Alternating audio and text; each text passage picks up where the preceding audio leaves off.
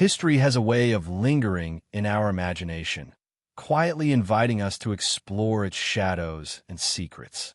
Across centuries, civilizations have risen and fallen, leaving behind traces that continue to whisper their stories.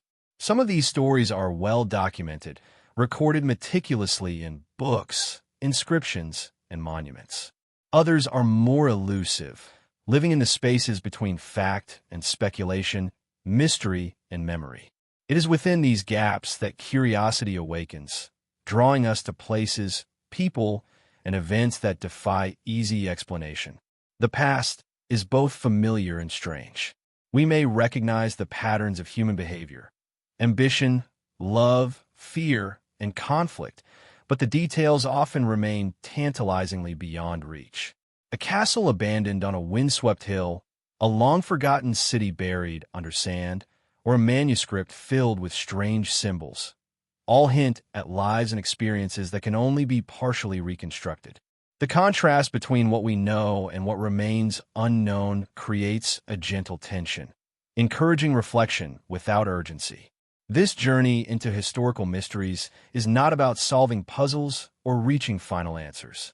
It is about inhabiting the spaces where curiosity thrives, where imagination moves freely, and where the mind can wander through centuries of human experience. In exploring these stories, we encounter both grandeur and decay, presence and absence, light and shadow. Each tale, each place, each artifact offers a quiet invitation to observe, reflect, and imagine. As we begin, let us open ourselves to the allure of the unknown, letting history's subtle echoes guide us into a meditative exploration of the past. In this space, mysteries are not obstacles.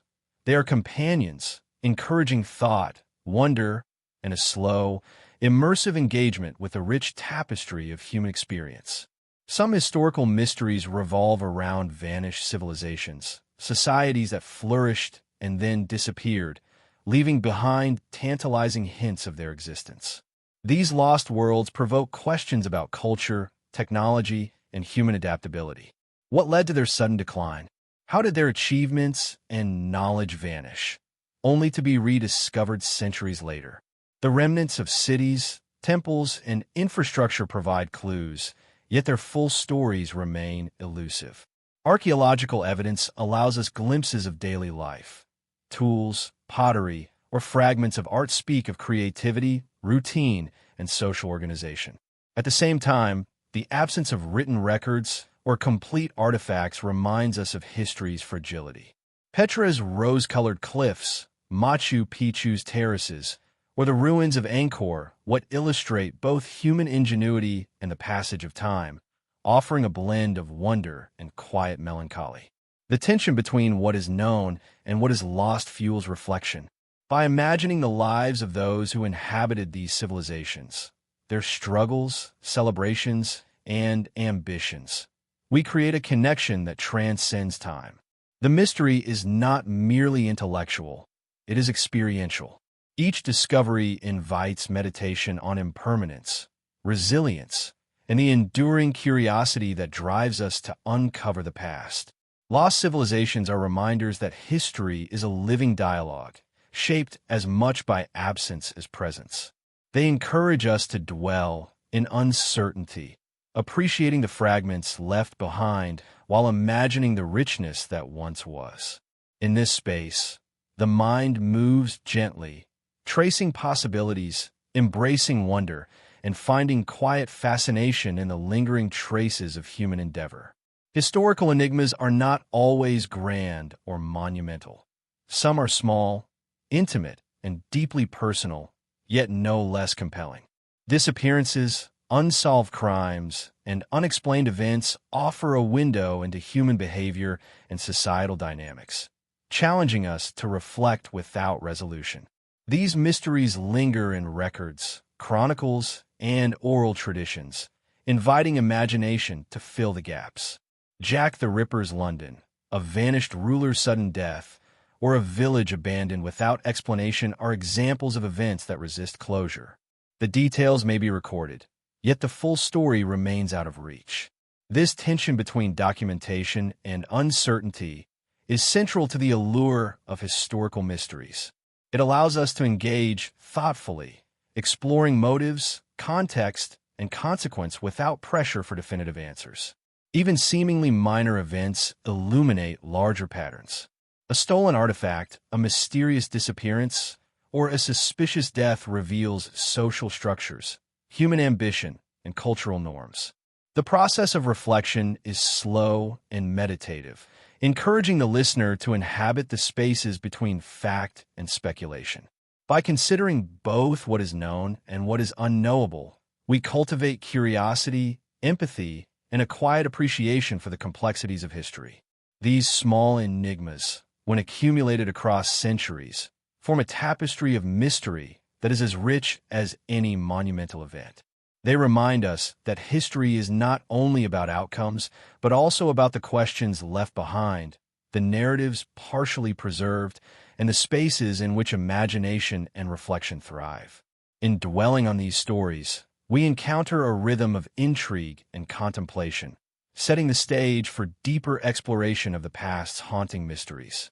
Some places carry a weight that is almost palpable, an atmosphere that seems to hum with memories long past.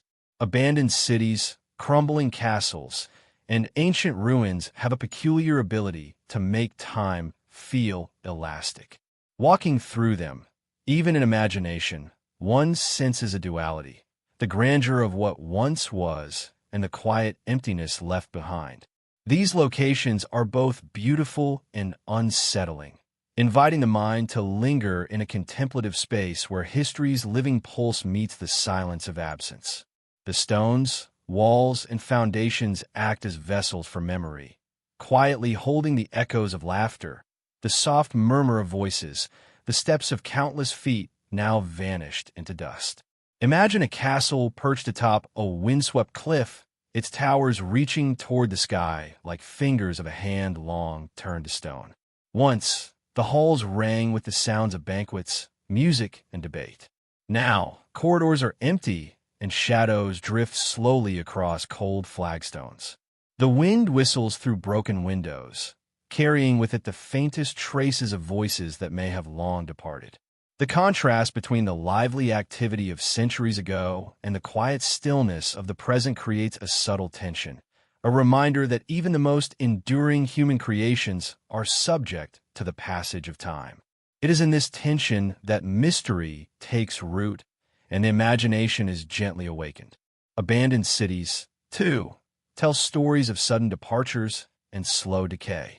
Some vanish due to conquest or disaster, others because of economic collapse, environmental change, or shifting trade routes. Petra, hidden in the rose-colored cliffs of Jordan, was once a thriving hub of commerce, its intricate facades carved into stone bustling with traders, artisans, and travelers. Today, the silent canyons are bathed in light that shifts softly with the sun, and the echoes of ancient footsteps seem to linger in the sandstone. In these spaces, there is a delicate balance between awe at human achievement and the haunting realization of impermanence. The remnants of walls, pathways, and temples become silent storytellers, guiding the imagination through lives partially preserved, partially obscured by time's inexorable flow. Even within urban ruins, mystery persists. Entire towns abandoned during epidemics, economic decline, or political upheaval often leave behind streets, houses, and markets frozen in a moment. Windows stare blankly, as if observing the world with vacant eyes. Furniture, tools, and household objects, sometimes preserved in remarkable detail, provide glimpses of domestic life long gone. And yet, the people themselves are absent, leaving us to wonder about the stories that unfolded within these walls. What was said in laughter or in anger? Who walked these streets at dawn, and who lingered in quiet reflection at dusk? The mind fills these gaps gently, encouraged by subtle detail, but never forced to resolve uncertainty. Ghost towns, castles, and ruins also carry layers of legend.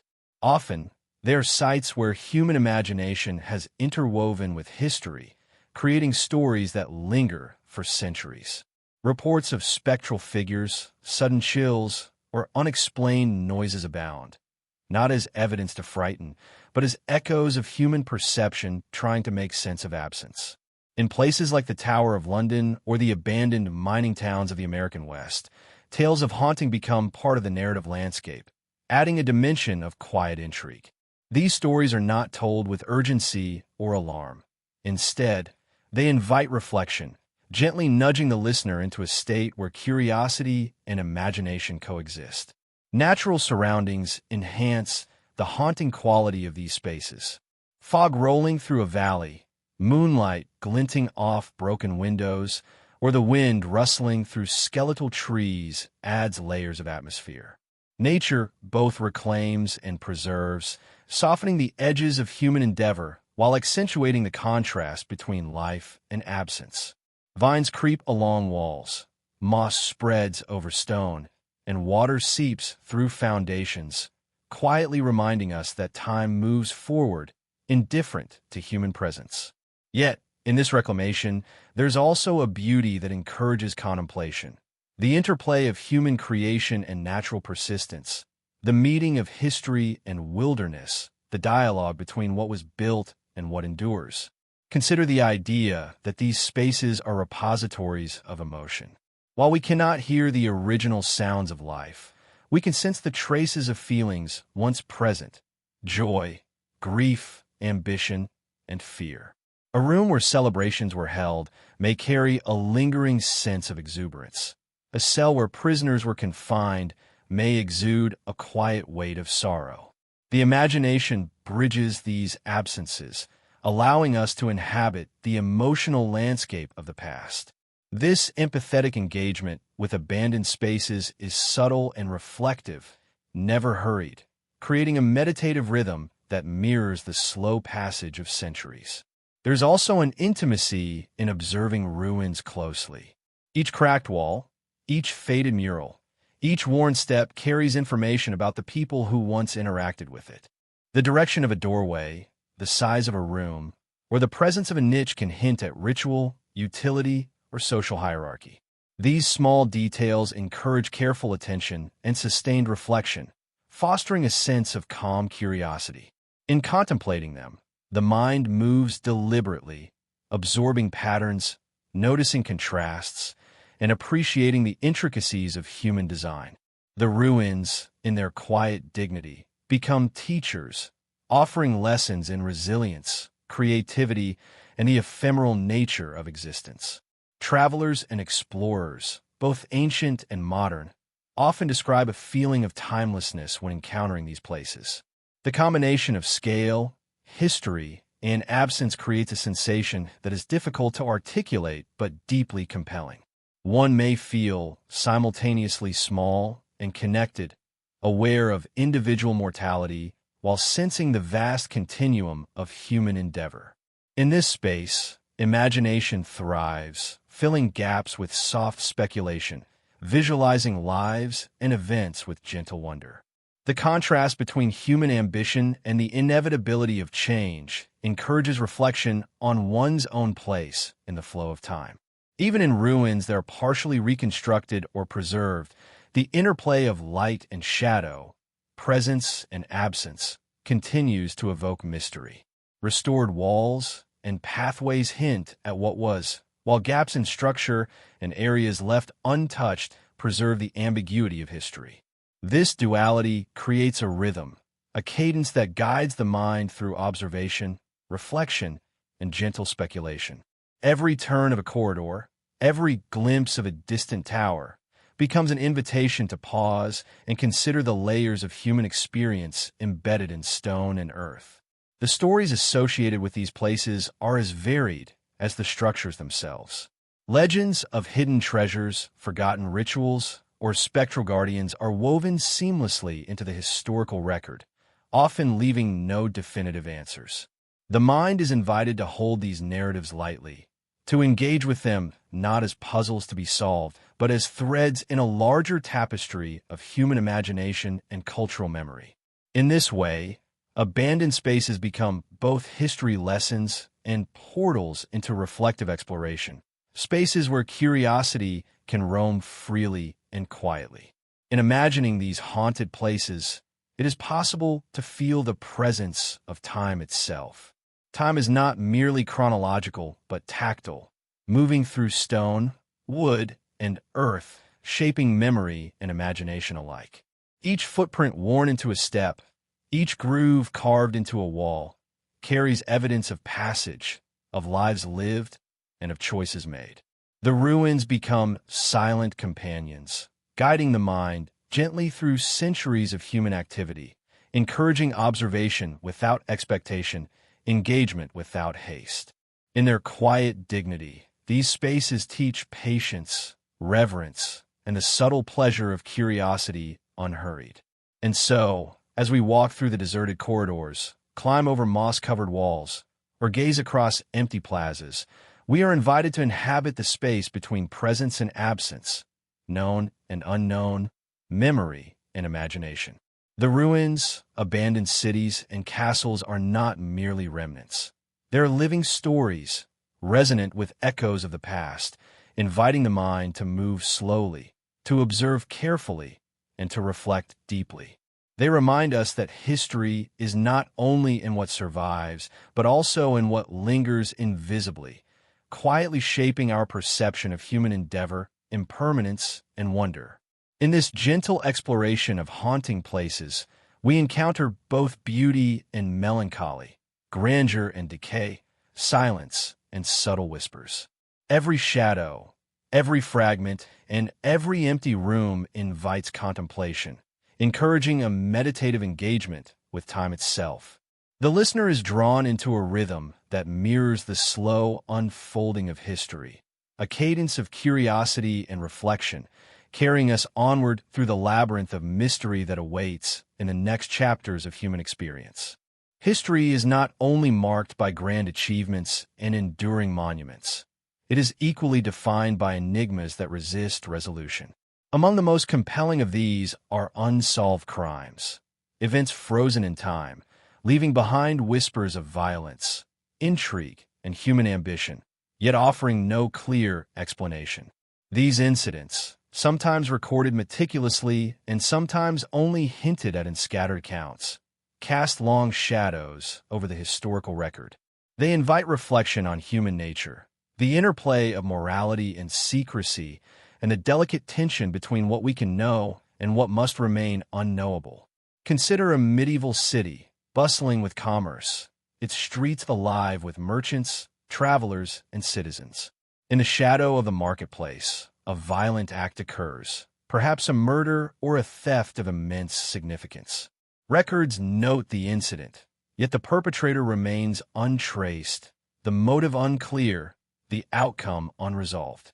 Over centuries, the event becomes layered with rumor and speculation, passing into legend. Local chroniclers may have preserved fragments of testimony. Judges may have attempted to piece together evidence. Yet the truth remains elusive. For a listener, the interplay between documented fact and persistent mystery becomes a gentle exercise in curiosity, a space where the mind can wander without pressure for resolution. Some historical crimes are as meticulously recorded as they are confounding. The case of Jack the Ripper in 19th century London is a classic example. Though investigators compiled detailed notes, sketches, and reports, the killer's identity remains a mystery, allowing the imagination to drift across fog-shrouded streets. The contrast between the diligence of law enforcement and the persistence of uncertainty creates a tension that is compelling yet calm when reflected upon in a contemplative narrative. Each clue, each witness account, is a thread leading toward understanding, yet the fabric remains incomplete, leaving the mind in a gentle state of wonder rather than agitation. Unsolved crimes also offer a lens into social, political, and cultural contexts. A disappearance of a ruler or a sudden death of a prominent figure may have far-reaching consequences, affecting alliances, succession, and power structures. Even when the act itself is partially understood, the full human and political ramifications ripple through history in ways that are subtle, profound, and often hidden.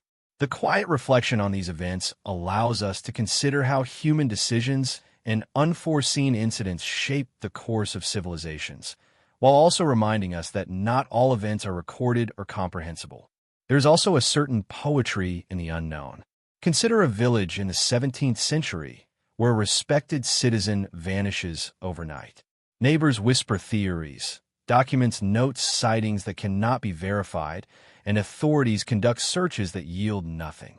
Centuries later, historians reconstruct fragments of the story, aware that the full narrative may never be recoverable. The absence of resolution transforms the event into something larger than itself, a meditation on human impermanence, uncertainty, and the quiet persistence of questions over answers.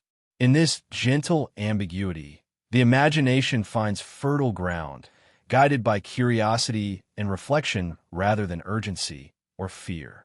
Some unsolved crimes blur the line between fact and legend. Tales of sudden deaths, unexplained disappearances, and strange occurrences become intertwined with folklore, making it difficult to separate documented reality from narrative embellishment. This blending is not a flaw. Rather, it enhances the reflective quality of the story. Listeners are invited to consider multiple layers of understanding.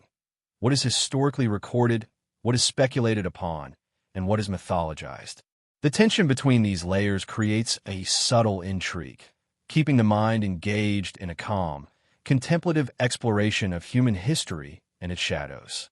Even small-scale events can carry profound resonance. The theft of a sacred artifact, the mysterious death of a scholar, or the disappearance of a prominent artisan might appear minor in the broader sweep of history. Yet each carries questions that extend far beyond the immediate event. Why did it happen? Who was involved? What secrets might have been revealed or concealed? In contemplating these smaller mysteries, we are encouraged to consider the cumulative effect of human actions, decisions, and omissions over time. Every unanswerable question becomes a gentle invitation to linger in thought, to explore without resolution, and to feel the subtle thrill of curiosity tempered by reflection. Historical crimes also reveal much about human psychology, both past and present. The motives, fears, and ambitions of those involved often remain elusive, yet they resonate across time. As we examine the choices made by perpetrators, witnesses, or investigators, we can imagine their intentions, their hesitations, and their courage or cowardice. This reflective process encourages empathy and understanding, allowing the mind to move fluidly between fact and possibility. It is not a search for judgment or sensationalism, but a gentle observation of human complexity, a meditation on morality, circumstance, and the enduring presence of mystery. The environments in which these crimes occur often enhance their intrigue. Cobblestone streets slick with rain, dimly lit chambers, dense forests, and fog-covered moors provide a backdrop that invites the mind to wander. Listeners can imagine the subtle sounds, the play of shadows, the way a flickering candle or moonlight might reveal shapes in unexpected places. This interplay of sensory detail and narrative tension allows the story to unfold gently, encouraging immersion without alarm.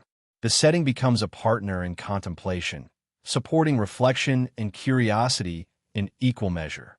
In some cases, unsolved crimes have left behind artifacts that offer tantalizing hints yet remain inconclusive. A bloodstained garment, a fragment of a letter, or a misplaced object may provide evidence of a past event but fail to reveal the full truth. These remnants are both anchors and enigmas, tangible yet incomplete. They invite listeners to consider the presence of evidence alongside its absence, cultivating a nuanced appreciation for the limits of understanding and the beauty of questions that cannot be fully answered. The reflective quality of unsolved historical crimes is amplified by the passage of time. Events that were once urgent and terrifying gradually settle into the quiet rhythm of history, becoming meditative rather than alarming. The mind can engage freely, wandering through possibilities and interpretations, without the immediacy of danger or fear. This temporal distance allows us to appreciate the mystery itself, to enjoy the delicate interplay of knowledge and uncertainty, and to feel a calm fascination with the unresolved threads that history preserves. Ultimately, unsolved crimes in history are less about final answers and more about engagement with the past. They encourage contemplation of human behavior, social structures, and the interplay between intention and chance. They remind us that certainty is often elusive and that some stories, no matter how well documented, will forever remain open-ended. By dwelling in this gentle tension, listeners are invited into a state of reflective curiosity, where the absence of resolution becomes a space for imagination, empathy, and quiet wonder.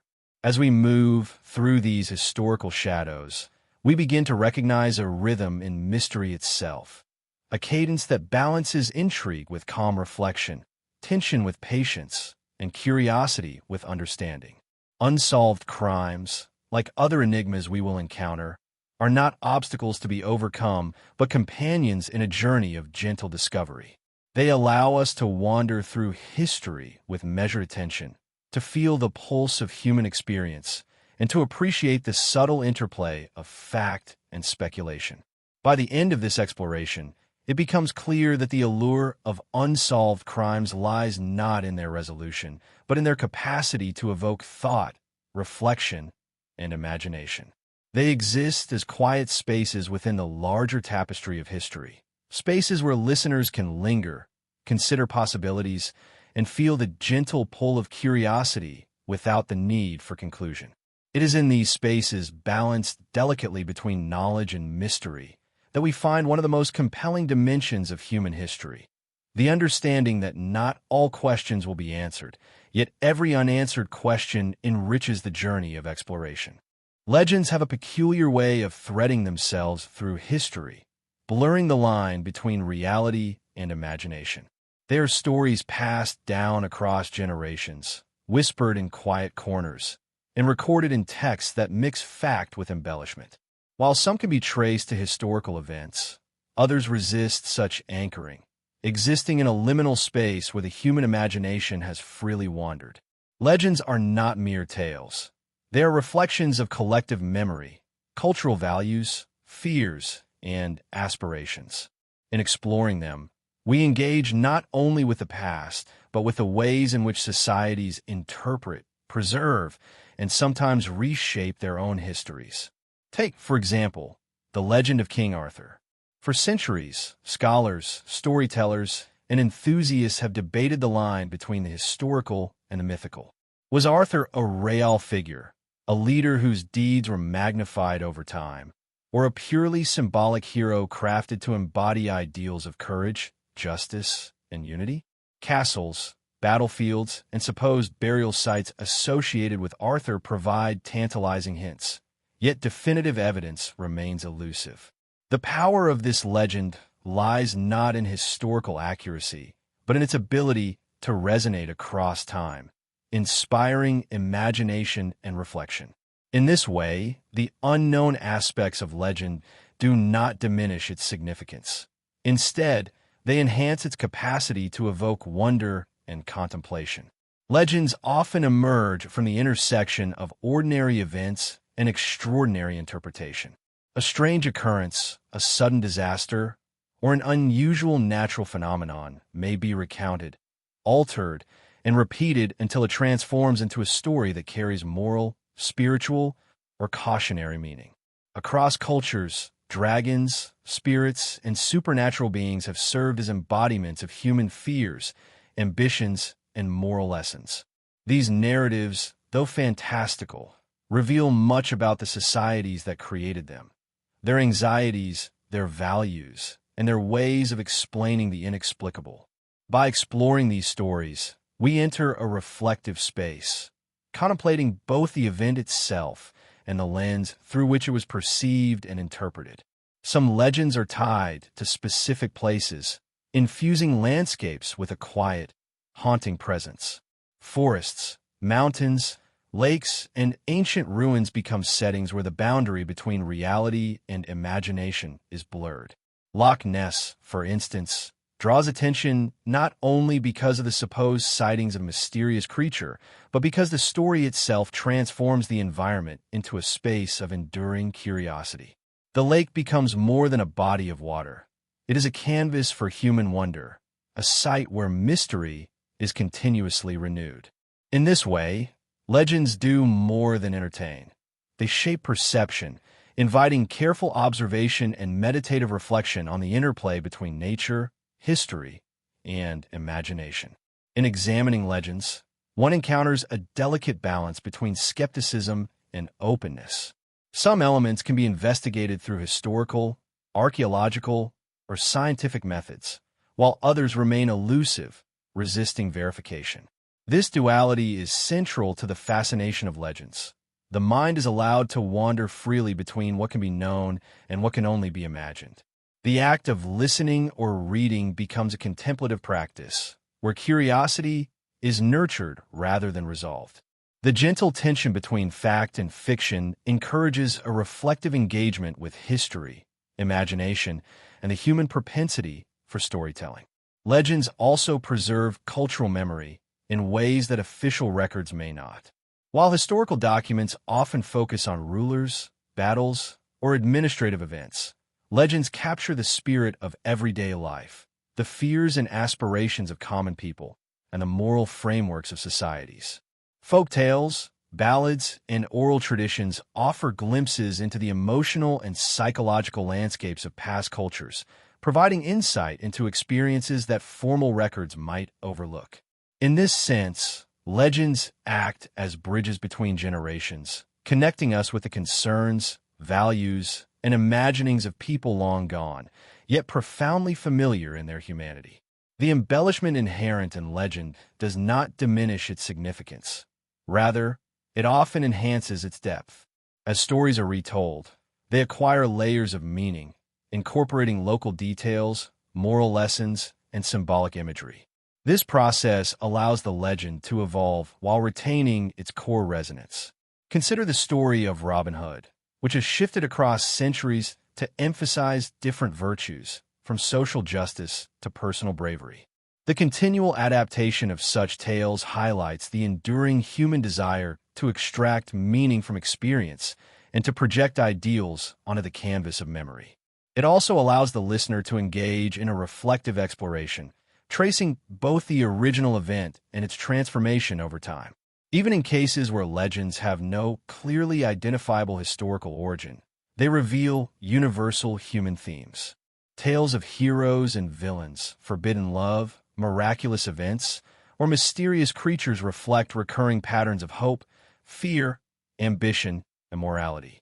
They speak to the human need to explain, to understand, and to find coherence in a world often unpredictable and mysterious. The enduring nature of these stories, passed from one generation to the next, emphasizes their role not as mere entertainment, but as a quiet, ongoing conversation with the past. Listening to them encourages patience, curiosity, and a contemplative awareness of the continuity of human experience. Legends are often intertwined with ritual and spiritual practice. Ceremonies, festivals, and pilgrimages sometimes originate in the stories themselves, giving physical form to what might otherwise exist only in memory or imagination. Sacred sites associated with legendary events acquire layers of significance, and the act of visiting, observing, or commemorating becomes a meditative engagement with history, myth, and human belief. These intersections of story, place, and practice provide fertile ground for reflection, inviting the mind to explore not only the narrative but also its emotional and cultural resonance. In contemplating legends, we also confront the tension between permanence and impermanence. While stories may endure for centuries, the details of the people, places, or events that inspired them often fade. A castle may crumble, a village may disappear, or a river may change course. Yet the legend persists, carried in memory, text, or oral transmission. This contrast creates a gentle meditation on the nature of history itself, emphasizing that while material evidence may erode, human imagination and memory have a remarkable persistence. The listener is invited to move slowly through these layers, appreciating both what has survived and what has transformed, allowing the mind to dwell comfortably in uncertainty. Furthermore, the reflective engagement with legend fosters empathy and imagination. As we consider the choices, fears, and aspirations of legendary figures, even when they are partially or wholly fictionalized, we are invited to explore the range of human experience. We can inhabit the perspective of the hero, the antagonist, the bystander, or the society that shaped the tale. This imaginative exercise is gentle, immersive, and deeply human, encouraging quiet introspection while strengthening our connection to both past and present. Ultimately, legends endure because they satisfy a fundamental human need, the desire to make sense of the world while acknowledging its mysteries. They remind us that not all knowledge is concrete, not all truth is provable, and not every story reaches a definitive conclusion. In their unresolved and evolving nature, legends invite calm curiosity, gentle wonder, and meditative engagement. They encourage listeners to linger on the boundary between reality and imagination, to appreciate subtle nuance, and to find comfort in the interplay of the known and the unknown. As we move through these tales of wonder, reflection, and unresolved mystery, we sense a rhythm that carries the mind gently forward from one story to the next. The legends we explore are not isolated events. They are threads woven into a vast tapestry of human experience, culture, and memory. Each story illuminates a fragment of the human condition while leaving space for imagination, contemplation, and quiet reflection. In this way, legends become more than narratives. They become companions in the ongoing journey of understanding history, humanity, and the delicate mysteries that bind them together. Relics of the past have a quiet power, an almost magnetic pull that draws us into contemplation. Objects left behind by long-gone civilizations, whether simple tools, intricate jewelry, or fragments of pottery, are more than material remnants. They are bridges between the living and the departed. In holding them in the mind, or imagining their texture, weight, and presence, we sense a continuity that stretches across centuries. These relics allow us to feel the pulse of ordinary lives and extraordinary achievements alike, offering intimate glimpses into human existence that formal records often overlook.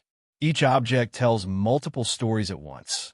Who made it? Who used it? What rituals or daily tasks it was part of, and what it reveals about the society that created it.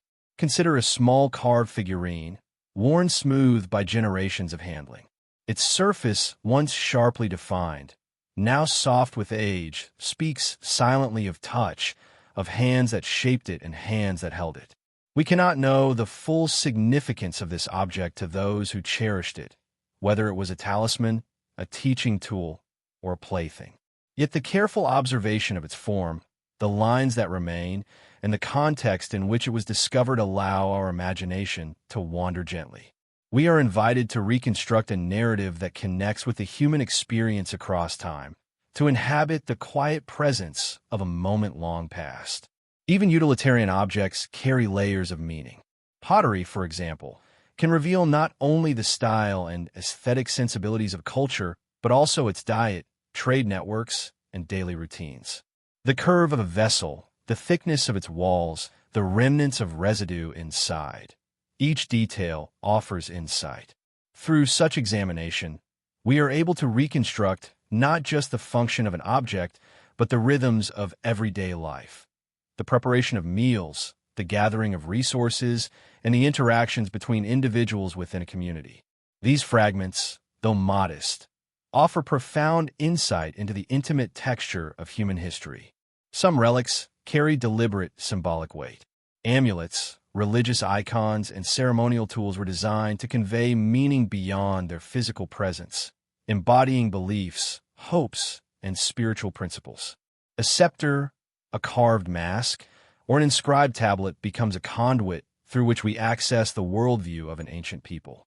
Each artifact represents both tangible craftsmanship and intangible ideology, a fusion that allows us to connect across time with concepts and emotions that might otherwise remain inaccessible. In imagining the rituals, prayers, or ceremonies these objects were part of, we gain a reflective understanding of the values and priorities of past societies. Archaeological discoveries often reveal collections of objects, offering a more complex picture. Burial sites, for example, may contain items placed carefully beside the deceased, suggesting beliefs about the afterlife, status, and personal identity. The arrangement and selection of these artifacts communicate cultural norms, hierarchical structures, and individual choices. Even without knowing the names of those interred, we can sense the care and intention behind these offerings. There is a meditative pleasure in observing the thoughtfulness embedded in such arrangements, a quiet acknowledgement of both life and mortality, and the enduring desire to leave a mark that transcends death. Relics also serve as invitations to speculation. A broken sword, a fragment of decorative pottery, or an unfinished sculpture raises questions. Who wielded it? What events led to its damage?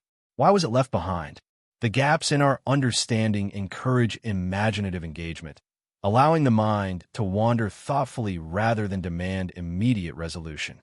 This interaction between known and unknown is central to the allure of relics, creating a contemplative space in which curiosity is gentle, reflection is continuous, and the mysteries of the past remain vivid, yet soothingly distant.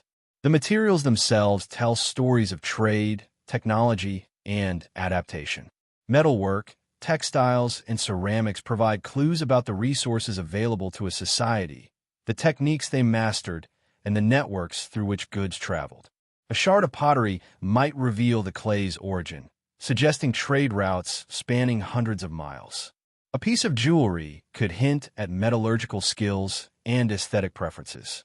In observing these materials, we uncover a subtle map of human ingenuity, creativity, and interconnectedness, all without urgency or pressure to fully resolve the past.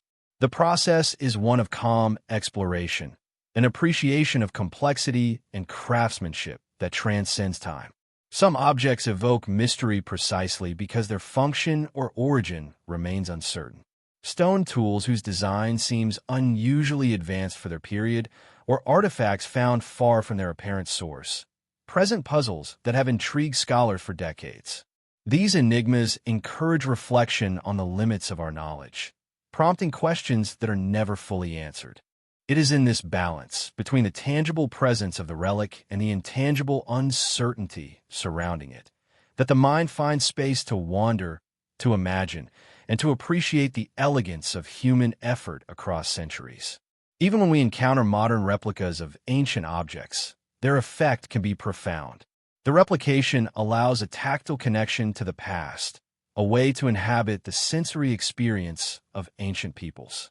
Holding a reproduction of a quern stone, a weaving shuttle, or a ceremonial mask provides insight into technique and physicality, while also prompting contemplation of the lived experience of its original users. These indirect encounters emphasize the continuity of human curiosity and creativity, highlighting that engagement with relics is not merely intellectual, but also sensorial, emotional, and imaginative. Relics also remind us of the fragility of memory and the passage of time. Many objects survive only because they were made of durable materials or were preserved under specific conditions. Countless other items have disintegrated, leaving no trace of their existence. The objects we encounter, then, are both survivors and witnesses, their presence offering guidance, connection, and reflection. They encourage mindfulness of impermanence, reminding us that even the most carefully crafted artifacts are subject to decay, yet the stories they evoke can endure indefinitely through imagination, reflection, and storytelling. In contemplating relics, we are invited to practice a form of slow curiosity.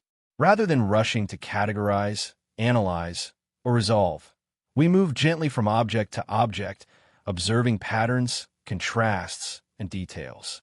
A chipped edge, a faded inscription, or a worn surface becomes a focal point for meditation, a prompt to imagine the passage of hands, the accumulation of time, and the persistence of human experience. The mind is engaged, yet calm, tracing connections without demanding closure, wandering freely through the texture of the past. Artifacts, in their silent presence, also evoke empathy. When we consider the labor, intention, and care required to create even the simplest object, we are reminded of the universality of human effort, creativity, and aspiration.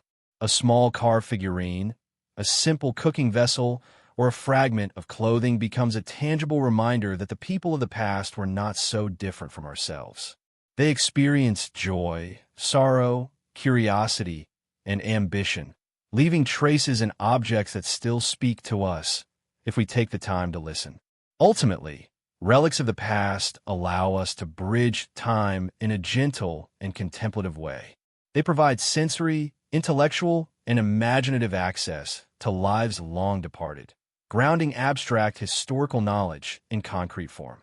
By observing, reflecting, and imagining, we cultivate a calm awareness of human continuity and the enduring interplay between creation and impermanence.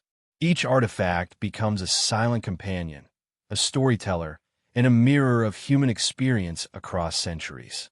As we leave these objects behind in our meditation, we carry forward a sense of their presence, aware that history is not only written in texts and monuments, but also in the tangible, intimate traces of daily life. The relics become part of an ongoing conversation, a quiet reflection on human ingenuity, mortality, and the enduring mysteries that continue to draw our minds into contemplation. In their silent testimony, we find both knowledge and wonder, grounding us in a calm, immersive engagement with the past as we move forward to the next chapter of haunting historical mysteries. The natural world often holds its own share of mystery, quietly shaping the course of human history and inspiring both awe and unease. From remote mountains to dense forests, from shadowed caves to deep rivers, nature has always been a partner in storytelling, a silent witness to triumphs and tragedies, and a canvas upon which human imagination paints both wonder and fear. These landscapes, untouched or only partially shaped by human hands, carry with them a sense of timelessness, a reminder that life and history extend far beyond the span of any individual existence. In exploring these spaces in thought or imagination, we encounter a quiet rhythm, a pulse that mirrors the flow of history itself, slow, deliberate, and profoundly evocative. Consider the dense forests of Europe, where myths of spirits, creatures, and hidden worlds have persisted for centuries. In the shadows of ancient oaks and beneath the canopy of evergreens, travelers and villagers have long whispered stories of mysterious happenings. Strange lights, sudden sounds, or fleeting glimpses of movement are often woven into these narratives, creating a tapestry that blends observed phenomena with human interpretation. The mystery is not simply in what may have occurred, but in the way the mind fills in the gaps, creating patterns and connections that transcend the observable. Each rustle of leaves or distant hoot of an owl becomes a prompt for reflection, inviting the listener to dwell in a space between curiosity and calm.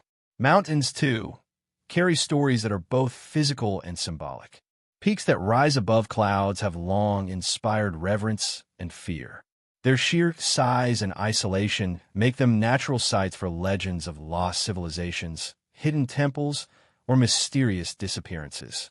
Travelers recount sudden storms that appear without warning, strange formations in the rock, or echoes that seem to carry voices from ages past. These phenomena invite contemplation, highlighting the interplay between human perception and the power of the natural environment. The mountains themselves become characters in the narrative, shaping events, influencing human behavior, and quietly reminding us of the limits of control. Water, in its many forms, is equally enigmatic. Lakes, rivers, and oceans have inspired stories of both bounty and danger. Deep, still lakes are often linked with tales of hidden creatures, lost civilizations, or sudden disappearances. The constant motion of rivers, sometimes gentle, sometimes violent, has shaped settlements, trade routes, and cultural development, while also offering a canvas for myth-making. Oceans, vast and unpredictable, have always represented the unknown, a space where exploration and imagination meet uncertainty. The rhythmic sound of waves, the shifting tides, and the occasional glimpse of something unexplained create a reflective space, encouraging listeners to inhabit the mystery without the need for resolution. Caves and subterranean spaces are another aspect of natural mystery. Darkness, silence, and the unusual formations of stalactites and stalagmites create an environment both awe-inspiring and disorienting. Many caves contain evidence of ancient human activity, tools, art, and ceremonial objects that connect the natural world with human ingenuity. These hidden spaces amplify the tension between the visible and the hidden, the known and the unknowable. Exploring them mentally, imagining the flicker of torchlight on stone walls or the echo of footsteps through caverns, invites a meditative engagement with both nature and history. The mind is drawn into layers of sensory and reflective experience, inhabiting the intersection of human presence and natural wonder. Natural phenomena, too, have historically inspired mystery. Eclipses, meteor showers, volcanic eruptions, and strange weather patterns often left ancient societies grappling with understanding.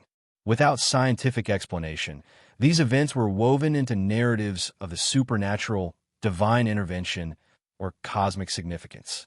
Even in modern reflection, there's a gentle fascination in imagining how these phenomena were experienced by those who lived centuries ago.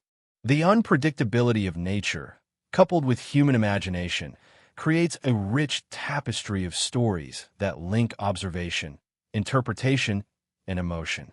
It is a reminder that history is not only about people and artifacts, but also about the environments in which they lived and the forces that shaped their lives. Remote and extreme environments often carry an added layer of intrigue. Deserts, frozen tundras, and isolated islands present both challenges and opportunities for human activity, leaving behind traces of survival, adaptation, and sometimes mystery. Nomadic paths across shifting sands, settlements in unlikely locations, and remnants of past travelers invite speculation about the decisions and risks undertaken. The isolation of these places heightens the sense of mystery, offering a space where the imagination can wander freely while reflecting on human resilience, ingenuity, and vulnerability. The natural world, in these instances, is both a test and a storyteller, shaping the course of events while preserving secrets for those who seek them centuries later. Even within familiar landscapes, subtle mysteries persist.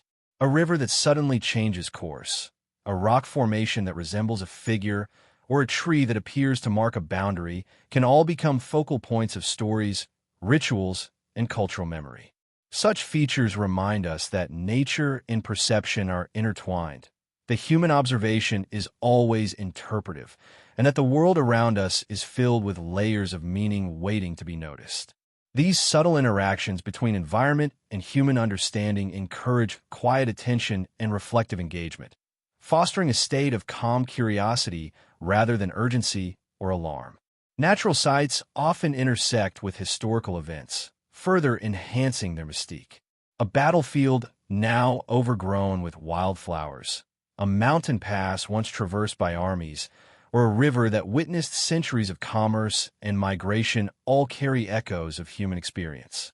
The landscapes themselves bear silent witness to these events, holding traces that may be visible, inferred, or entirely lost. By contemplating these intersections, the mind is invited to move gently through time, appreciating the continuity of human action and the enduring presence of the natural world. Reflection on these sites fosters an awareness of scale, perspective, and the intricate interdependence of humans and environment across generations. The interaction between natural and human-made mysteries often amplifies the reflective experience. Temples hidden in forests, ancient roads through mountains, or ruins beside rivers evoke dual layers of intrigue, one grounded in human endeavor, the other in the enduring power of nature. Shadows, light, and seasonal changes further alter perception, allowing the same sight to evoke different impressions at different times. This dynamic interplay encourages a slow, deliberate engagement with both the past and the present, as well as a meditative attention to subtle detail, rhythm, and change. In exploring natural mysteries, we are reminded of the broader context of human experience. The unknown is not simply external. It exists in the interplay between observation, interpretation, and imagination. Every rustle of leaves, every shifting cloud, every ripple on water invites reflection, prompting questions that are both gentle and enduring. The mind is free to wander, to speculate, and to connect with centuries of observation, experience, and interpretation. In this quiet engagement, curiosity becomes a companion rather than a pursuit, guiding thought through the intricate landscapes of history, culture, and natural wonder. Ultimately, natural mysteries complement the broader exploration of haunting historical enigmas by grounding us in the rhythms of the world that have shaped human existence. Mountains, forests, rivers, lakes, caves, and extreme environments serve as more than backdrops. They are active participants in the narrative of history, preserving secrets, inspiring stories, and offering a reflective space for contemplation.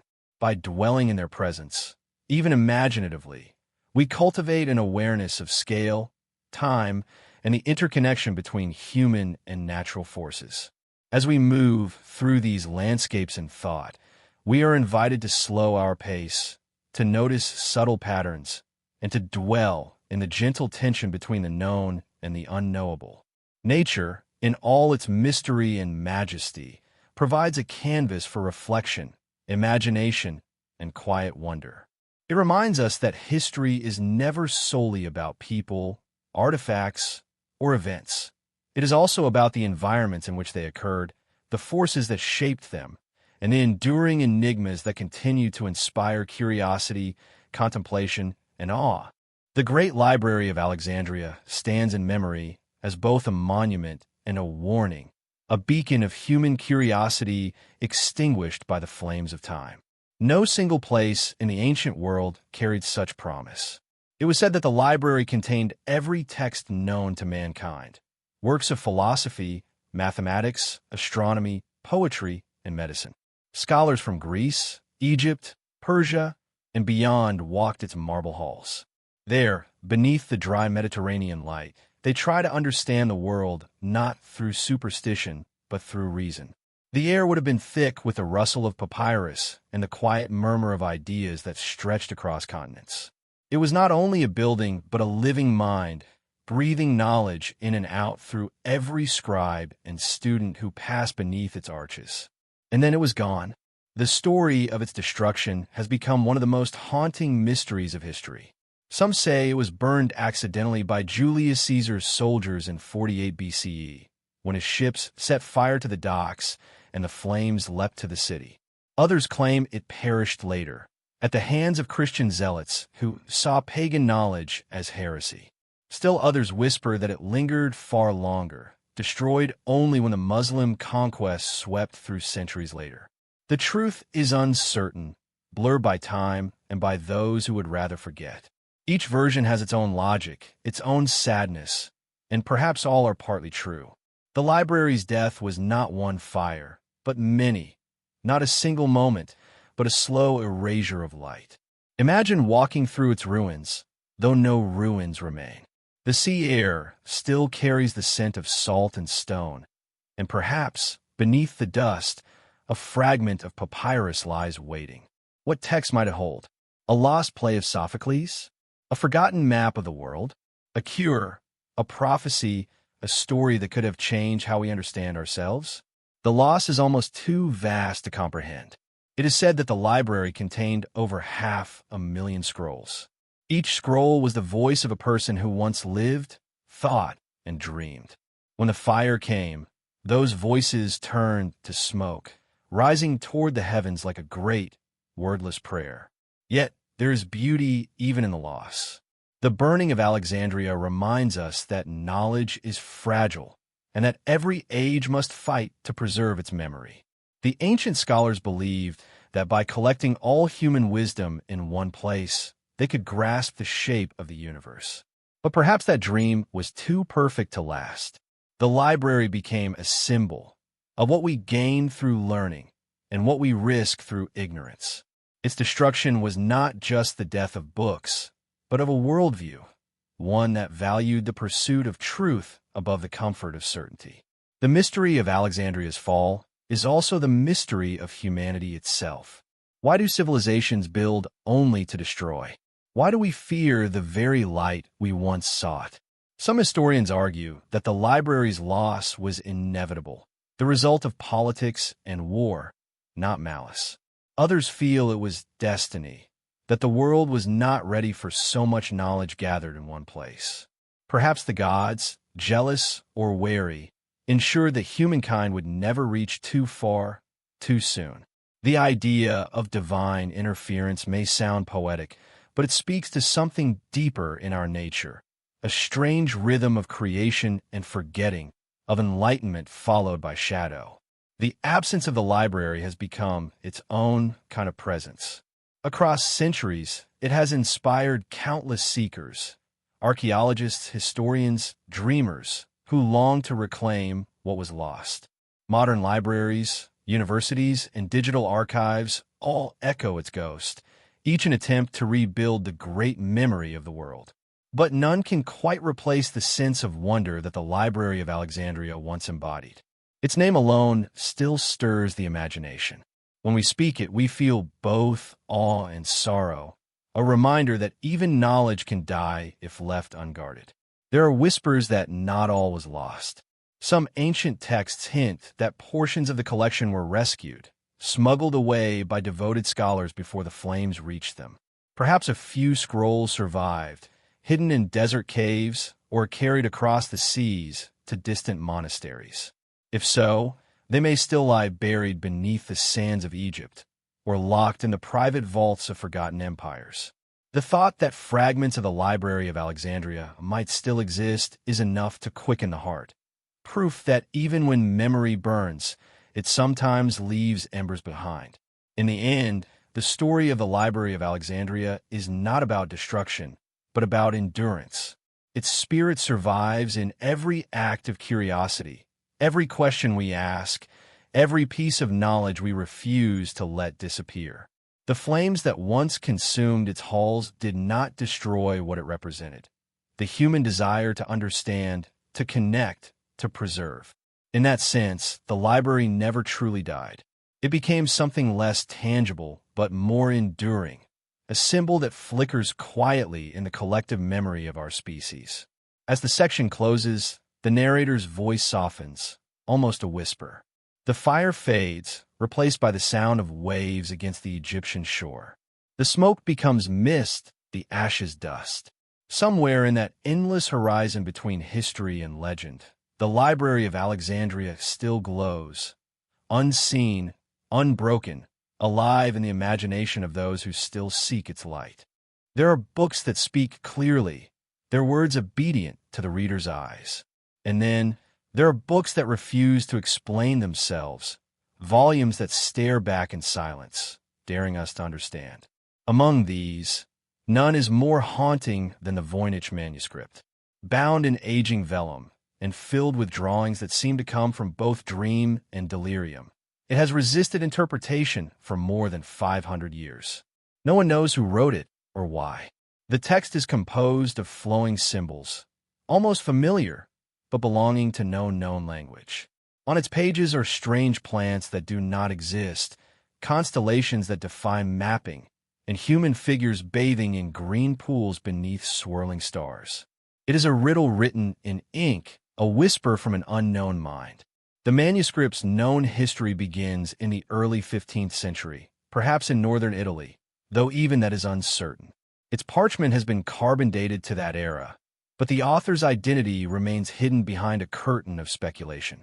Some believe it was the work of a medieval alchemist guarding sacred secrets. Others see it as the experiment of a philosopher trying to invent a universal language.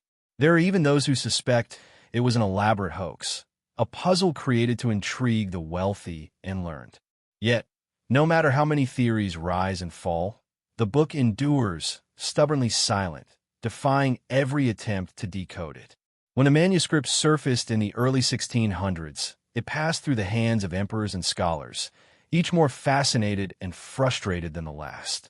Emperor Rudolph II of the Holy Roman Empire, known for his obsession with the occult and the strange, is said to have purchased it for a small fortune, convinced that it was written by Roger Bacon, the medieval English scientist. Later, Jesuit scholars kept it hidden within their collections, where it gathered centuries of dust and curiosity. In 1912, a rare book dealer named Wilfrid Voynich rediscovered it in an Italian monastery, and from him, the manuscript took its name. He was entranced, and he was not alone. Since then, cryptographers, linguists, code breakers, and dreamers have spent lifetimes staring into its pages, searching for a pattern that never fully reveals itself. The drawings are as hypnotic as the text. Many pages depict botanical illustrations, roots and flowers rendered with delicate precision, yet belonging to no earthly species. Some plants resemble hybrids, as though their creator combined elements from different worlds. Others are entirely alien, their stems twisting into impossible geometries. In the astronomical sections, suns and moons shimmer with unfamiliar symbols, encircled by looping diagrams that suggest both astrology and science. There are even pages of nude women immersed in what appear to be organic pipes and vessels, connected by strange networks of liquid flow. Some interpret these as metaphors for fertility and life.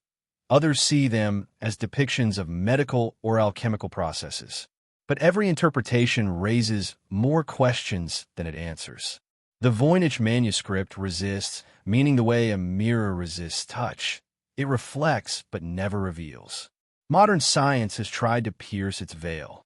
The text has been analyzed with algorithms, artificial intelligence, and statistical linguistics. Some patterns suggest it may follow grammatical rules, hinting at a genuine language. Others argue it is nonsense, a carefully crafted illusion of meaning. The letters, or symbols, appear in clusters and repetitions that mimic real linguistic rhythm. Yet no known alphabet matches them. Even the best cryptographers of World War II, who cracked codes that decided the fate of nations, failed to decipher its script. Its mystery remains untouched, as if protected by the centuries themselves. For some, the manuscript's allure lies not in what it says, but in the silence it keeps. It is a reminder that not everything is meant to be understood. Its pages invite us to wonder, to imagine a forgotten civilization, a lost order of scholars, or even a lone visionary who sought to record their dreams before time swallowed them. When you gaze upon the Voynich manuscript, you do not simply look at a book. You look at a question that has outlived its asker. Its words are like the hum of an unfamiliar song, one that feels close, almost known, but just beyond reach. There is poetry in this defiance. The manuscript has become a mirror for the human condition itself. Our endless hunger for knowledge, our frustration with mystery, and our refusal to stop searching even when answers dissolve before us. It is perhaps a masterpiece of intention or accident, designed to provoke curiosity without satisfying it. In a way, it embodies the same paradox that defines all great enigmas. It is both meaningless and full of meaning, both empty and infinite. The more we study it, the less we understand, and yet, the deeper its pull becomes. Some scholars suggest that its mystery endures because it speaks a language older than words, a visual code meant to be felt rather than read. Perhaps the author believed that true wisdom could not be explained, only experienced. Or perhaps they feared persecution and disguised their knowledge in secrecy, trusting that only the worthy would one day unlock it. In this sense, the Voynich manuscript becomes less a book and more a spell, a work of art whose power lies in its resistance to comprehension. Even today, The manuscript rests quietly at Yale University's Beinecke Rare Book Library. Encased in glass, its pages turned by gloved hands and cautious breath. Scholars still visit, leaning close, tracing its symbols with their eyes, feeling that strange sensation of standing before a message sent across time, but never received. Its pages glow under soft light, their pigments still vivid after 5 centuries. Each illustration seems to move slightly as the light shifts, as though the manuscript itself is alive, breathing beneath the glass. And so, it remains, a paradox written on parchment, a conversation between the known and the unknowable. The Voynich manuscript does not give us answers, only reflection. It teaches us that there are limits to human reason, and that mystery, too, has value. The book's silence is its language, its indecipherability, its message. Perhaps it was never meant to be read at all. Perhaps it exists only to remind us that some truths are too deep to be translated. As the section closes, the narrator's tone softens to a whisper, inviting the listener to imagine the hand that once drew those impossible plants, the quiet candlelight that flickered across the page. Somewhere, centuries ago, someone created this puzzle not to deceive, but to endure, to leave behind a fragment of wonder in a world that forgets too quickly. The final line fades into the sound of turning pages, slow and deliberate, as if the book itself is exhaling, unread, but never forgotten. Across the endless expanse of the Peruvian desert, the earth begins to tell a story, not through words or ruins, but through lines. Stretching for miles upon miles across the arid plains of Nazca, enormous shapes emerge when viewed from above. A hummingbird poised in flight, a spider with impossibly long legs, a monkey curling its tail into a perfect spiral. From the ground, these figures are invisible, just shallow grooves in the red soil. But from the sky, they reveal an artistry so vast and deliberate that even today, centuries later, we cannot fully understand who made them or why. The Nazca lines are not merely drawings. They're messages carved into the living skin of the earth, messages addressed to someone or something that could see them only from the heavens. The Nazca Desert is a place of silence, its winds carrying whispers rather than sound. Rain rarely falls here. The climate has preserved the lines almost perfectly for more than 1,000 years. It was between 500 BCE and 500 CE that the ancient Nazca people created these immense designs, using simple tools, wooden stakes, ropes, and bare hands. They removed the dark, sunburned stones that covered the desert surface, revealing the pale clay beneath, and in doing so, they drew upon the landscape itself. The simplicity of the method contrasts with the complexity of the vision. Some figures stretch longer than a football field. Others span entire hillsides. They're so vast that no one walking among them could ever see the complete picture. It is as if their creators drew for eyes that were not human. For centuries, the lines lay undiscovered, hidden in plain sight.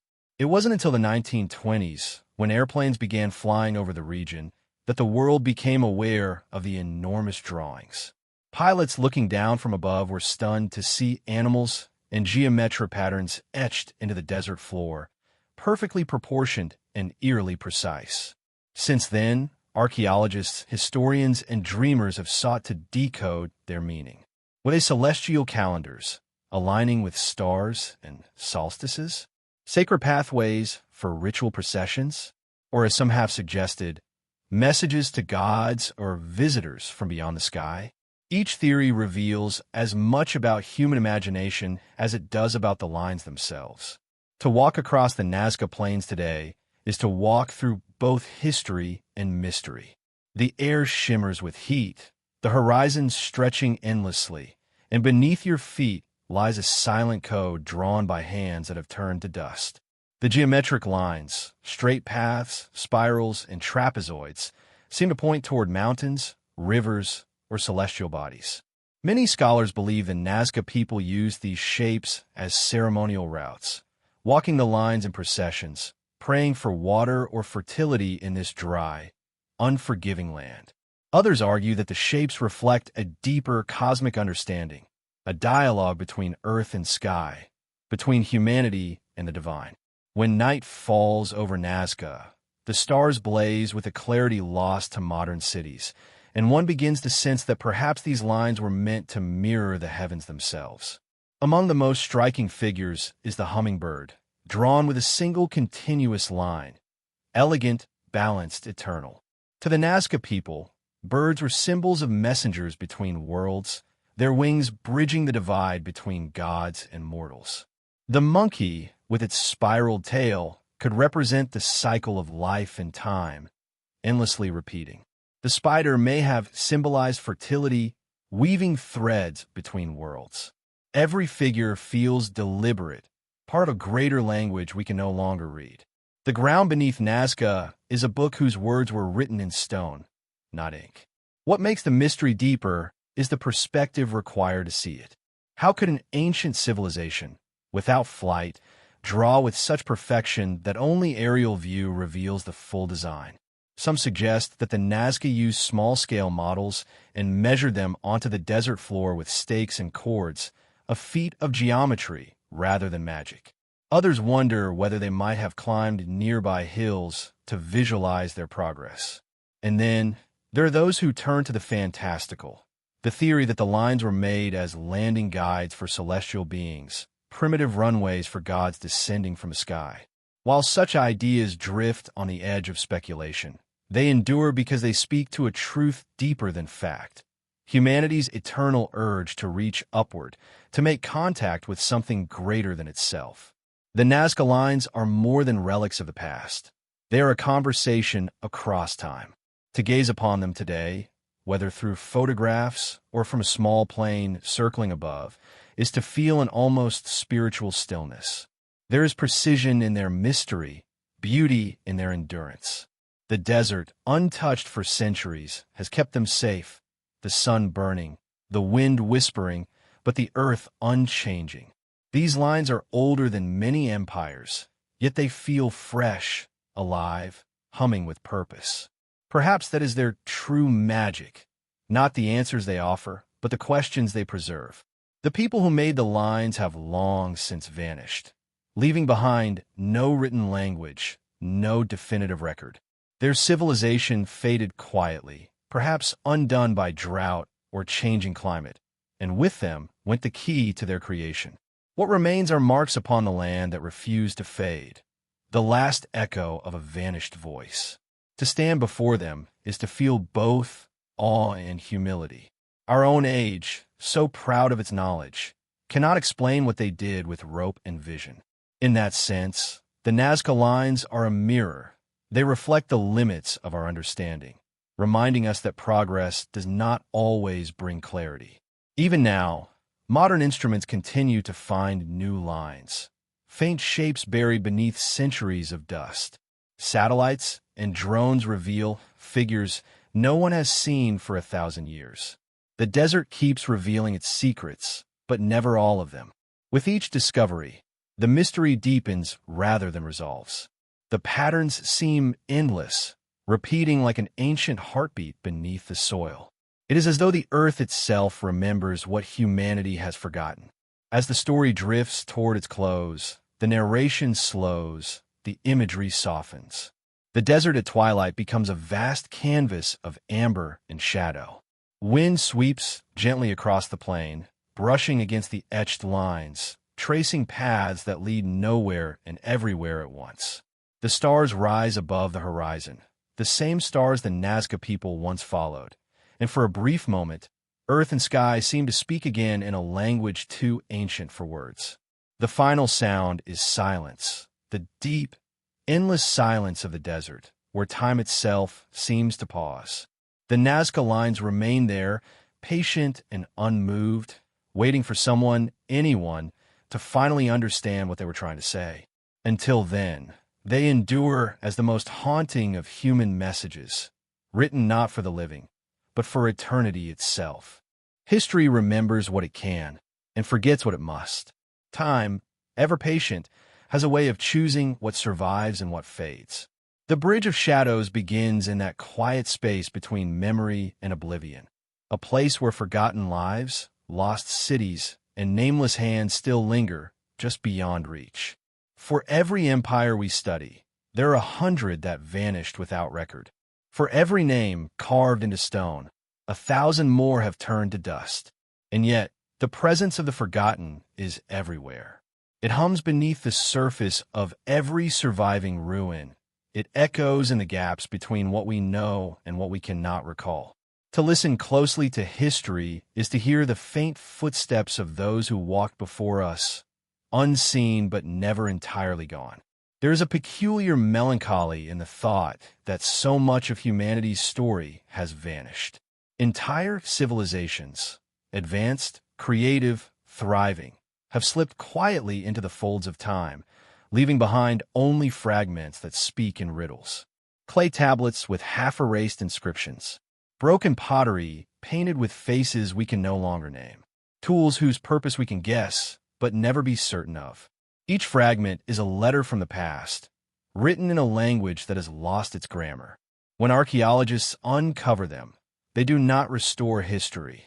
They merely illuminate its outlines, sketching shadows where people once stood in light. Sometimes it feels as though forgetting is a kind of mercy. Not all memories deserve to be preserved.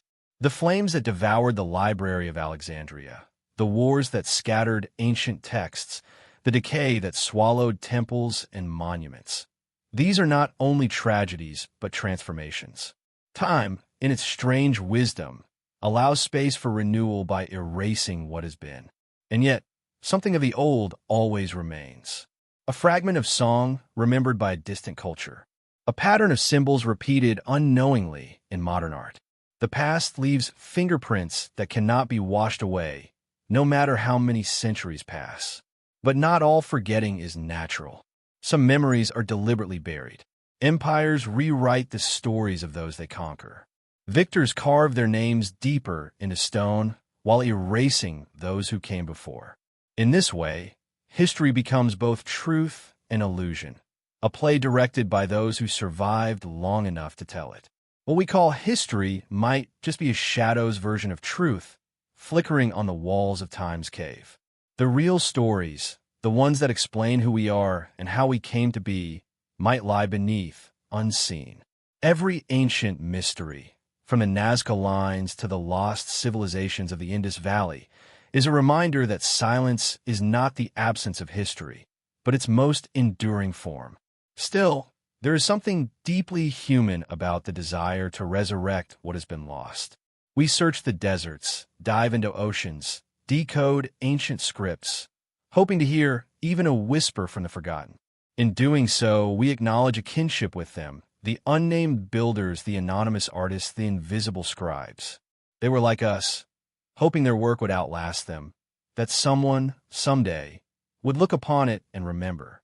And in that shared longing, the bridge between past and present begins to form.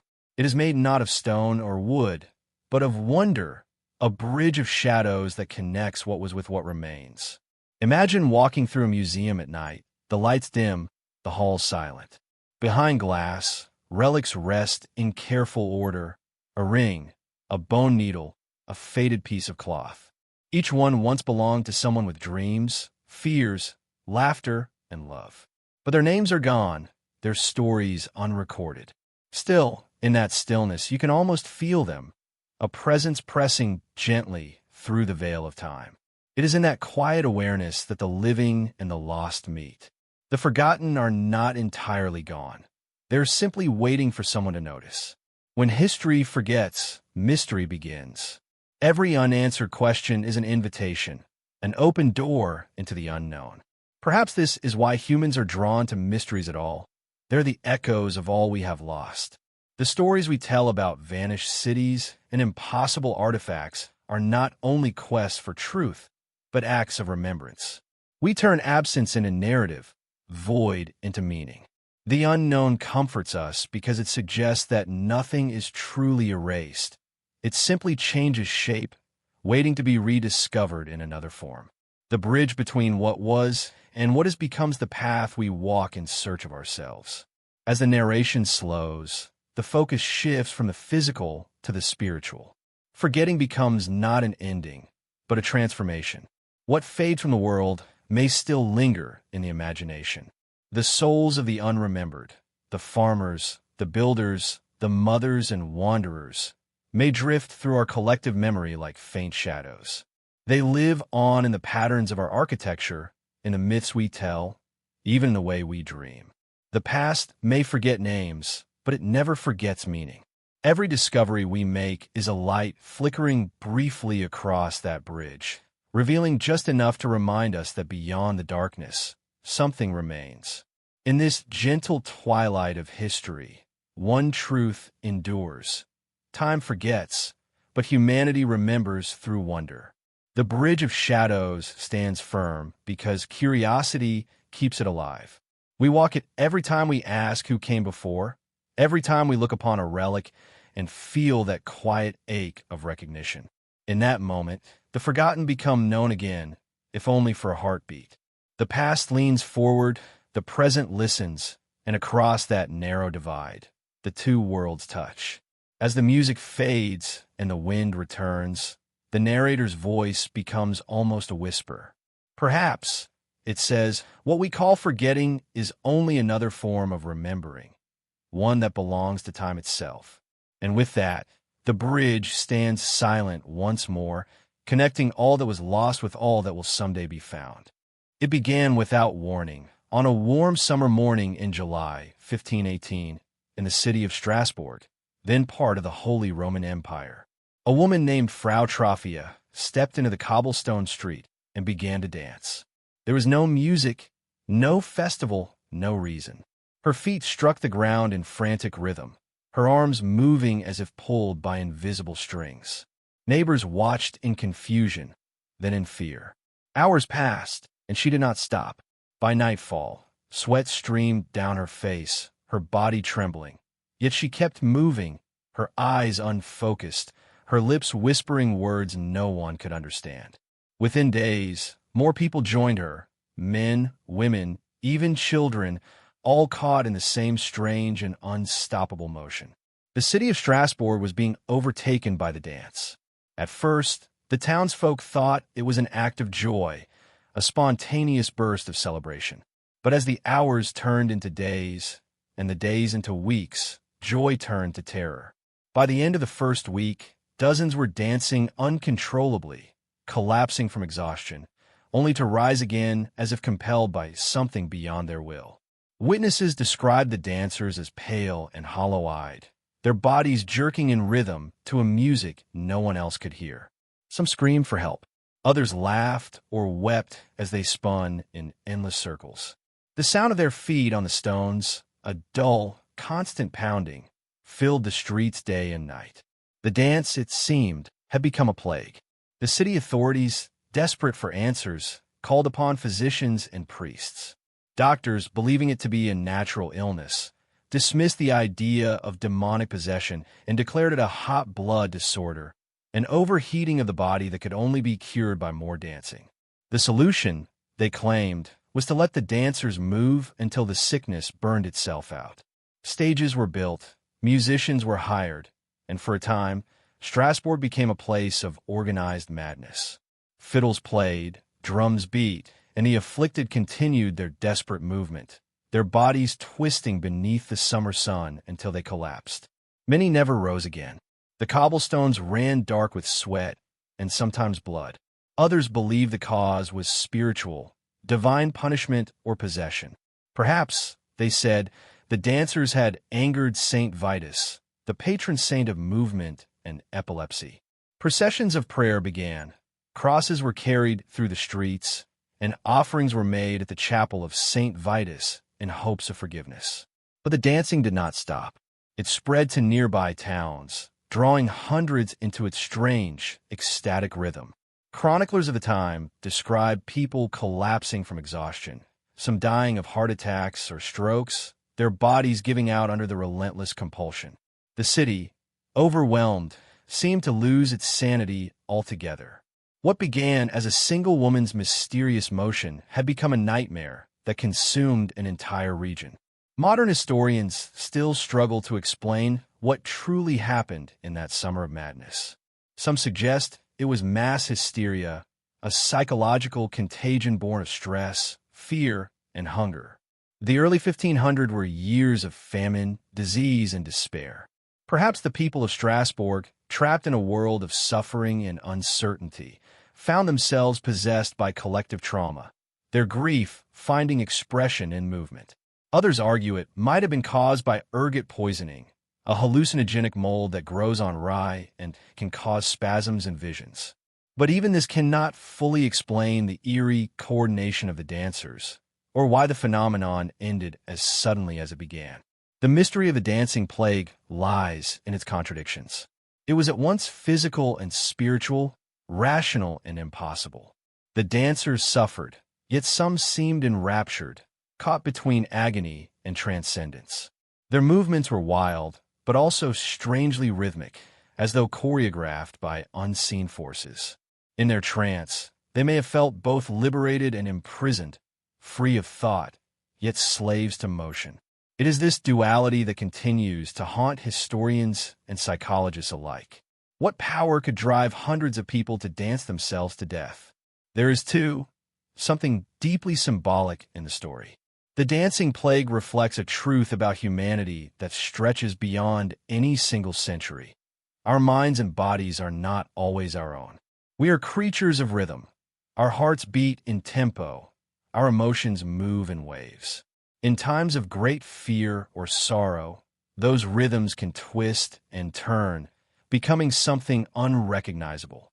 The people of Strasbourg, overwhelmed by famine and superstition, may have given physical form to their collective despair. Their dance was both a cry for help and an act of surrender, a ritual of chaos performed before a silent universe. As the weeks passed, the city began to empty the streets. The sick were carried away to shrines, where priests prayed over them and demanded they cease their movements. Some finally collapsed, lifeless.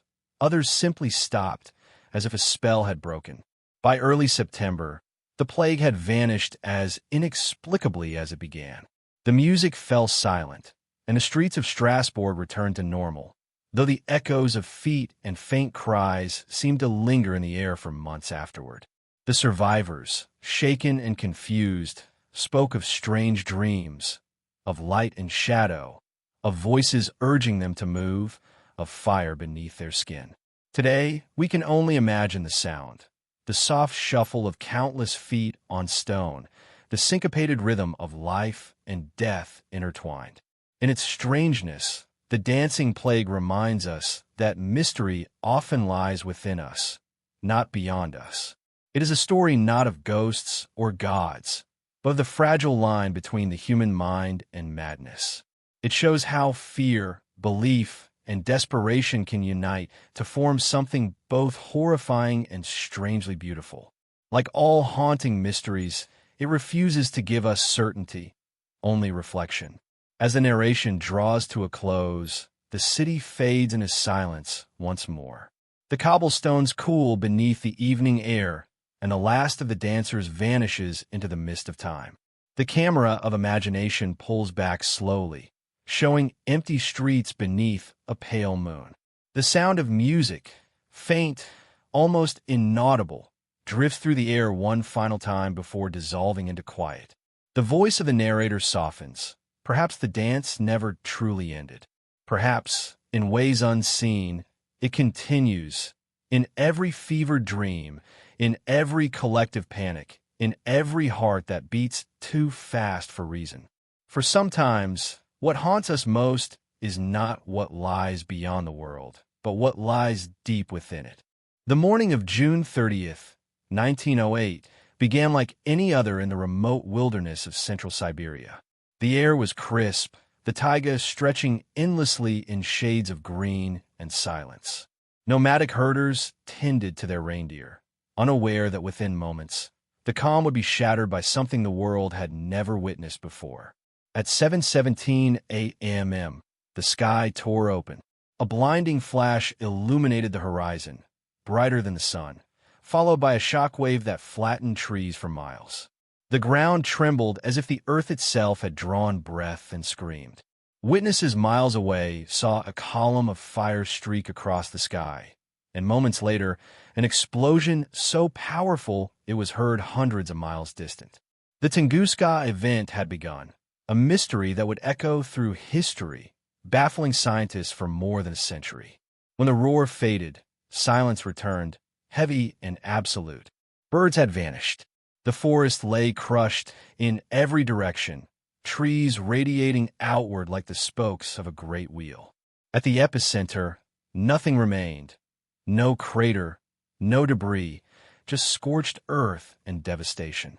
It is said that people as far away as England saw the night sky glow eerily bright for days afterward, their newspapers reporting luminous nights unlike anything before. In St. Petersburg, scientists debated what could have caused such a phenomenon.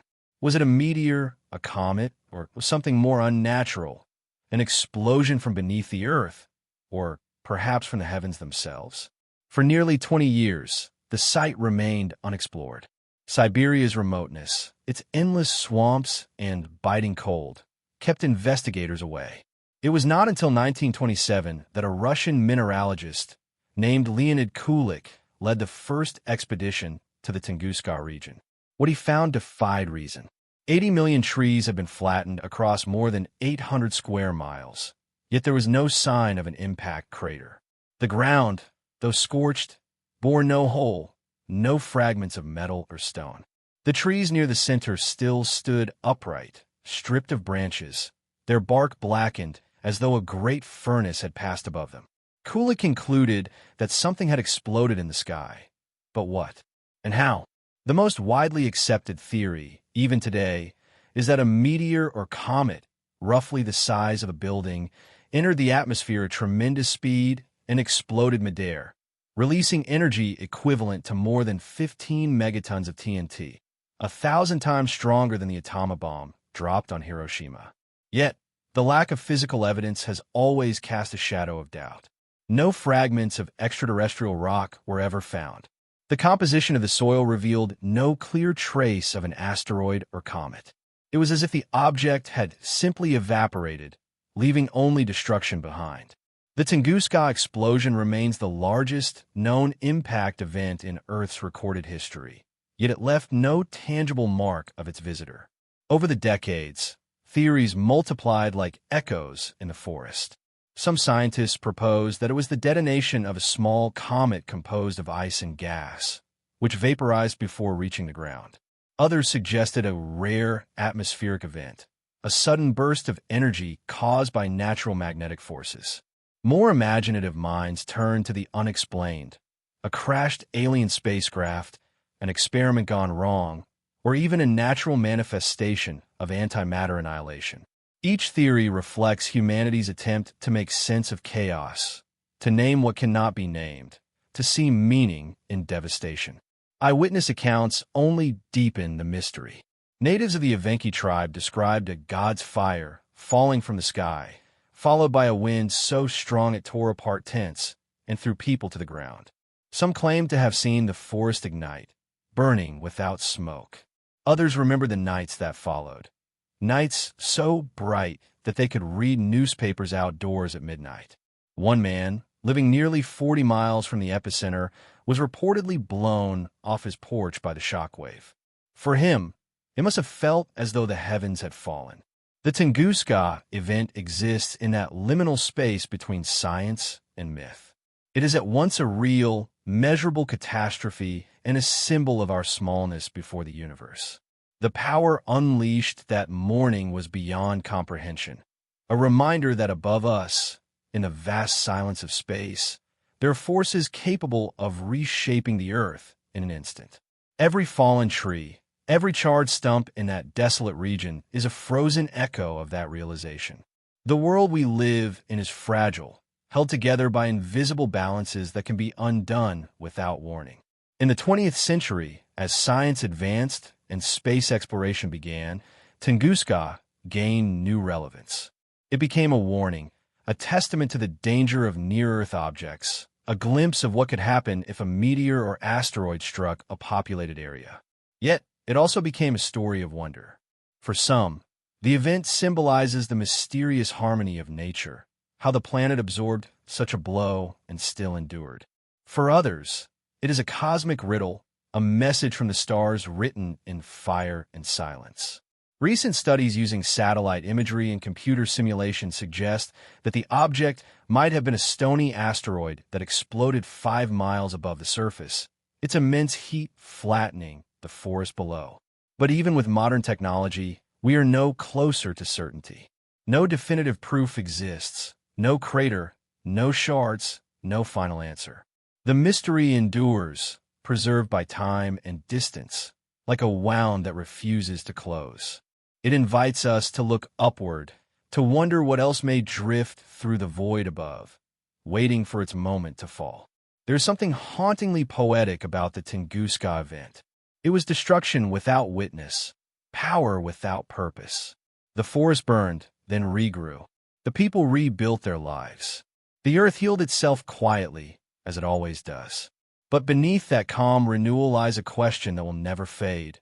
What truly happened that morning when the sky fell?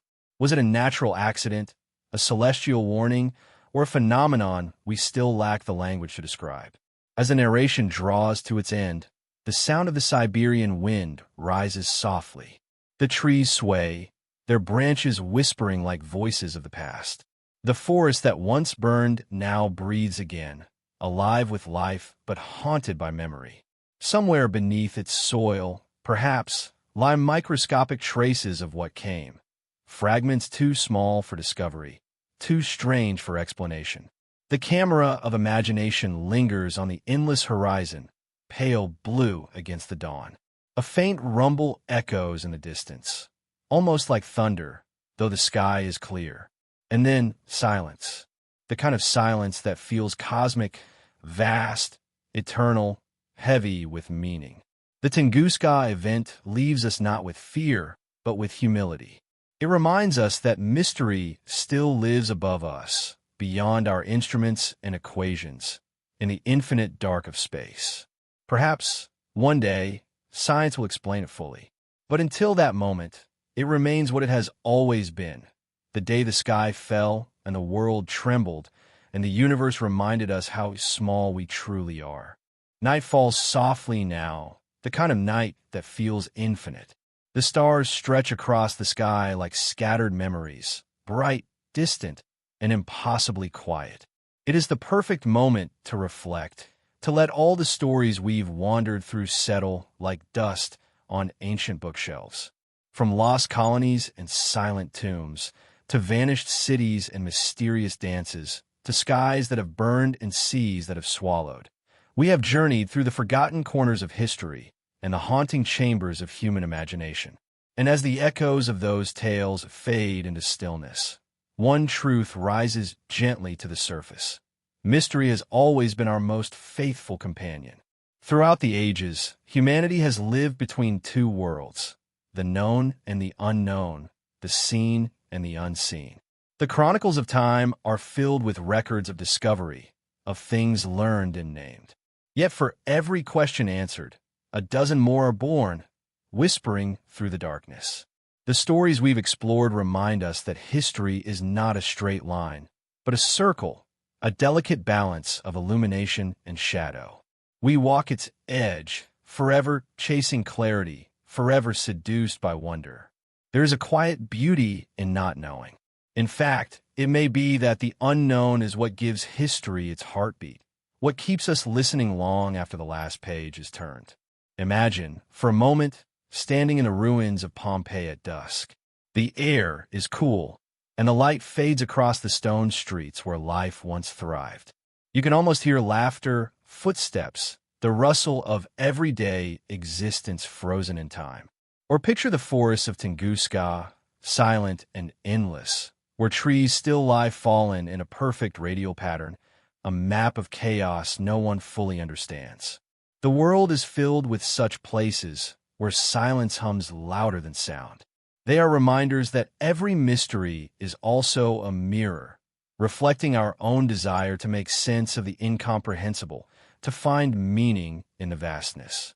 There is something deeply human in the act of wondering. We are creatures of curiosity, born to seek patterns in the stars, to carve stories into stone, to look at shadows and imagine ghosts. Long before we had science, we had myth. Before we had history, we had memory. And even now, in our age of satellites and simulations, that same spark endures. We still gaze upward and ask, what if? We still feel that same chill when we read of disappearances, curses, and miracles. The haunting beauty of history's mysteries lies not in fear, but in fascination, that fragile thread connecting us to those who came before, those who also looked into the dark and wondered. Perhaps that is why we find comfort in stories like these at night. There's a calmness in them, a rhythm that matches the quiet beating of the heart before sleep. They remind us that the unknown is not always a thing to dread. Sometimes it is simply a deeper part of reality, the part that keeps us dreaming. When the lights fade and the world slows down, the mysteries return softly, like waves against the shore.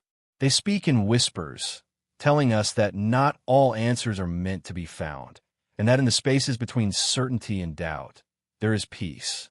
The truth is, mystery has always been the language of time itself.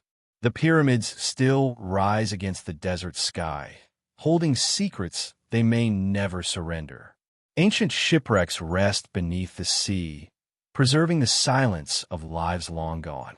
The lost city of Atlantis, whether myth or memory, still glows faintly in the collective imagination. And the unexplained events, the lights in the sky, the footsteps in abandoned corridors, the codes that no one can decipher, continue to remind us that history is alive. It breathes in the spaces we cannot see, in the echoes that refuse to fade. There's a certain poetry in that realization, that the past is never truly past. Every unanswered question is a doorway. Every whisper of legend is a bridge connecting centuries. When we look back, we are also looking inward. The mysteries of history are the mysteries of ourselves, our fears, our faith, our longing for something greater. We are, in essence, a species haunted not by ghosts, but by curiosity, forever searching for meaning in the dark. And perhaps that is where the comfort lies.